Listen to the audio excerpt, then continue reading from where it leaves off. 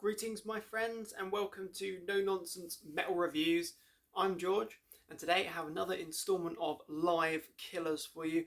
Another live album recommendation that if you have not checked it out then you really seriously need to. Might not be the biggest show, might not be the best live album or the most popular live album, even respectively within this band's catalogue, but it's certainly a freaking enjoyable and, let's just say, mind-blowing live album. It's a live killer. So today's live killer recommendation comes from a little band, symphonic metal band, with a whole lot of other elements thrown in there as well. I think that this band is incredibly difficult to pigeonhole. Not that we need to pigeonhole them too much, but I call them or identify them as a symphonic metal band. Other people might disagree and say there's something else, but I say Children of Bodom, the legendary Finnish metal powerhouse, are a symphonic metal band. And this live album, this was recorded live July 10th and 11th, 1999 at Club Sita, Tokyo, Japan. This is Tokyo Warhearts by Children of Bodom. Crazy album cover there, absolutely mental. Back in 1999, this was obviously on the tour for their second album, Hatebreeder. Look how young these guys look there. It's crazy. We've got the late great Alexi Laiho there on be my right. And then we've got Yanni Warman keys on the other side. I think Children of Bodom are definitely, for me, an all-time favourite band. They are one of my absolute all-time favourites, and I don't feel like I have talked about them nearly enough or given them nearly enough attention on this channel, because every time I go back to them, maybe I don't revisit them quite as often as I should. I definitely listen to them every sort of few months maybe, but every time I do go back to them, it always blows my mind, and I always have that kind of feeling of like, wow, this is so freaking energetic, there's so much going on here, this is so freaking good. And it is such a shame that the late great Alexi is no longer with us. He was an exceptionally talented man, phenomenal guitar player and a great vocalist, a very iconic voice. So it is a great shame. But alongside that very, very talented Yanni Warman on keyboards, they were a formidable duo, and this recording in Tokyo, Japan, 1999, shows those two on fine form indeed. So this album, as I mentioned, this is from the tour of their second album, Hatebreeder. I do love the bright colour schemes that they used on those early album covers, where you can instantly identify which album it is just based on the colour. But debut album, Something Wild, that showed a lot of potential. You had a lot of potential here, a lot of energy, some good songs, definitely some good material. However, it didn't quite have the Bodom touch. In my opinion, it was only on Hatebreeder, the second album, that Children of Bodom started to really come into their own and started to really sound like the Bodom that we know and love for the majority of that catalogue. They kind of followed this particular sound and style. I think over the last few albums, or towards the end of their catalogue, there was a little bit more variation there. I think things sort of stepped out in slightly different directions. But albums like Hatebreeder, then we've got Follow the Reaper, Hate Crew Death Roll, they have that Bodom sound. Instantly definable. This shows some serious potential as well, because they play like a band that should be headlining major arenas. This is a brilliant recording. Sound quality is great. Just everything about it, it packs power and a punch. It's freaking great.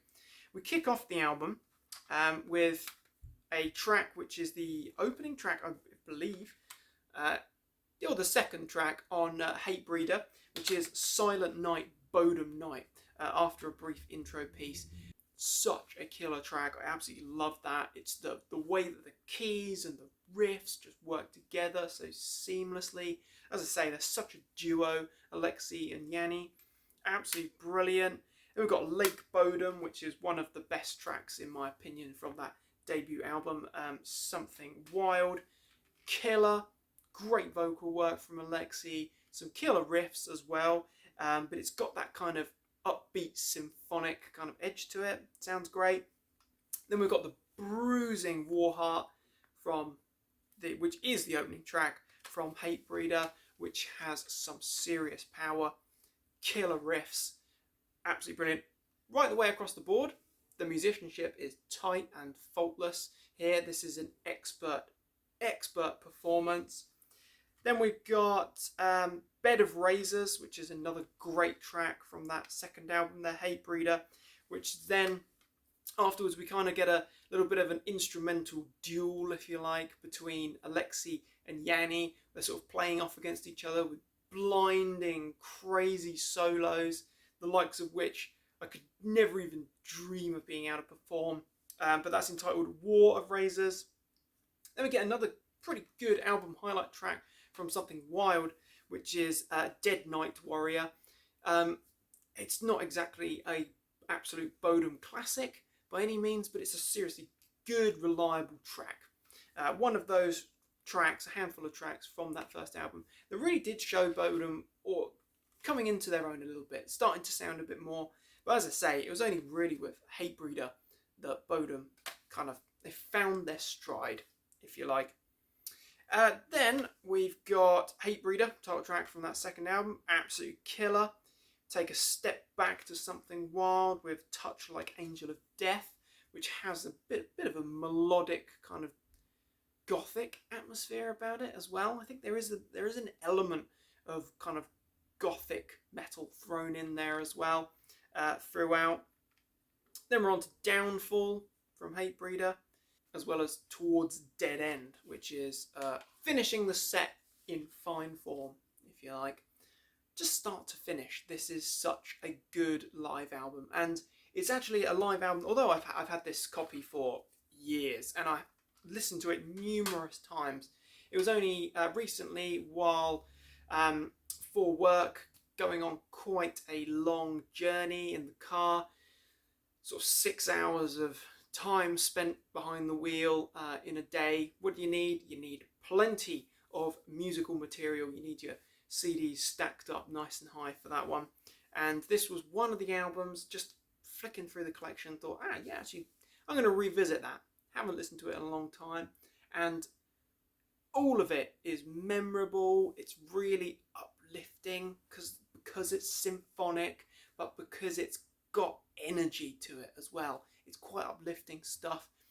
Even though, as I say, there are sort of gothic elements in there. There's parts that you could almost identify as being a little bit sort of black metal as well. So there's a lot of different elements and ingredients thrown into the mix. But just listening to it, I think I actually listened to it sort of twice, maybe 3 times back to back in the car. Absolutely love it. It's memorable, it's got energy, it shows Bodom youthful and full of hunger, and they're clearly playing with some serious passion, and also they've got some strong material as well. I will admit that Hatebreeder is I'm not going to say it's my favourite Children of Bodom album, but it's easily in my top 3. I think that it is a fine album. As I say, it shows Bodom hungry and full of talent and energy as well, and it really transfers well. So I would say I would probably reach for this live album more often, more frequently than I would their Stockholm Knockout live album from a few years later. So I love the fact that it's so youthful and it's so energetic. It's a true live killer. So there you have it. Tokyo Warhearts from Children of Bodom. Sadly, no longer around. Very sad, in fact. Absolutely killer band from Finland. One of the greats. Absolutely freaking incredible band. Check it out if you've not heard Tokyo Warhearts. It's an absolutely Brilliant live album. It's a true live killer. What are your thoughts and opinions on this album? What are your thoughts and opinions on Children of Bodom? Interested to hear. Thank you very much for watching, my friends. Do check back soon for more reviews and more recommendations of all the good heavy things. Above all, my friends, do take care and stay heavy.